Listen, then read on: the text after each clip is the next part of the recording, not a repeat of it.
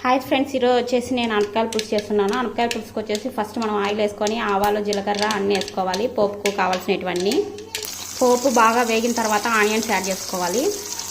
ఇవి వచ్చేసి అనపకాయలు. ఈ అనపకాయలు వచ్చేసి మా చేను దగ్గర కాసినాయి. మా చేను దగ్గర కాసింటే మా నాన్న పోయి కోసుకొని వచ్చినాడు. మేము చేను దగ్గర గట్టున వేసినాము. ఇవి అనప చెట్లు. సో వేసింటే వాటికి కాసినాయి అనపగింజలు. ఇప్పుడు అనపగింజల సీజను, ఎక్కువగా బాగా కాస్తాయి. ఆనియన్స్ బాగా వేగిన తర్వాత ఈ అనపగింజలు వేసుకోవాలి. ఈ అనపకాయలు వేసుకున్న తర్వాత దీంట్లో పసుపు ఉప్పు వేసుకొని బాగా వేయించుకోవాలి. కారం కూడా వేసుకోవాలి. ఇలా పసుపు ఉప్పు వేసుకొని బాగా వేపుకోవాలి. ఇప్పుడు కారం యాడ్ చేయలేదు, కారం యాడ్ చేస్తే మాడిపోతుంది. సో నేను టమాటాలు వేసిన తర్వాత కారం యాడ్ చేస్తాను. ఇవి వచ్చేసి పచ్చివాసన పోయేంత వరకు బాగా వేపుకోవాలి. అలా వేగితేనే కర్రీ చాలా టేస్టీగా ఉంటుంది. లేకుంటే పచ్చి పచ్చిగా ఏదో తినాలనిపించదు. బాగా ఎంత కుక్ కావాలో అంతవరకు కుక్ చేసుకుంటేనే, ఇదే కాదు ఏదైనా ఎంత బాగా మనం కుక్ చేసుకుంటే అంత బాగుంటుంది. తొందరగా చేసేస్తే అది కర్రీ కూడా బాగా రాదు. ఇప్పుడు కారం పొడి యాడ్ చేస్తున్నాను.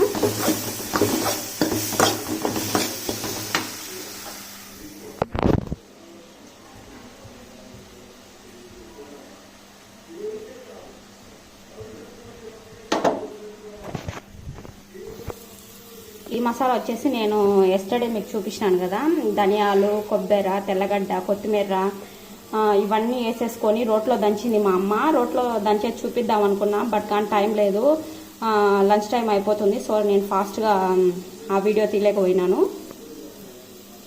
ఇలా ధనియాలు, కొబ్బరి, తెల్లగడ్డ, అల్లము, నెక్స్ట్ అన్నీ వేసుకున్న కొత్తిమీర ఇవన్నీ వేసుకున్న మసాలా వేసేసుకొని కొద్దిసేపు బాగా వేపుకొని మనము పులుసు కోసము కొద్దిగా వాటర్ వేసుకోవాలి. ఇది సంగట్లోకి కానీ, రొట్టెలకు, చపాతీలోకి, దేనిలోకైనా ఈ కర్రీ సూపర్గా ఉంటుంది. ఈ సీజన్లోనే ఇవి అనపకాయలు దొరుకుతాయి. మా ఆయనకైతే చాలా ఇష్టం ఈ అనపకాయలు. మా ఇంట్లో కూడా అందరికీ చాలా ఇష్టం ఈ అనపకాయలు. ఇంకా వాటర్ యాడ్ చేసుకొని మనము ఉడకబెట్టుకోవాలి.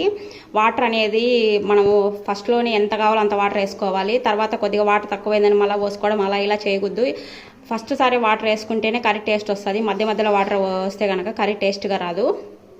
ఈ జాగ్రత్తలన్నీ పాటిస్తూ మనం కర్రీ చేసుకుంటే చాలా టేస్టీగా ఉంటుంది. ఈ అనపకాయల కర్రీలోనే కొంచెం పల్లీల పౌడర్ కూడా యాడ్ చేసుకోవాలి.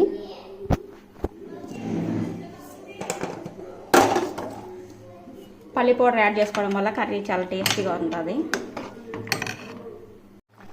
చూసారు కదా ఫ్రెండ్స్, అనపకాయల పులుసు రెడీ అయిపోయింది. ఈ వీడియో కనుక మీకు నచ్చినట్లయితే లైక్ చేయండి, షేర్ చేయండి, సబ్స్క్రైబ్ చేయండి.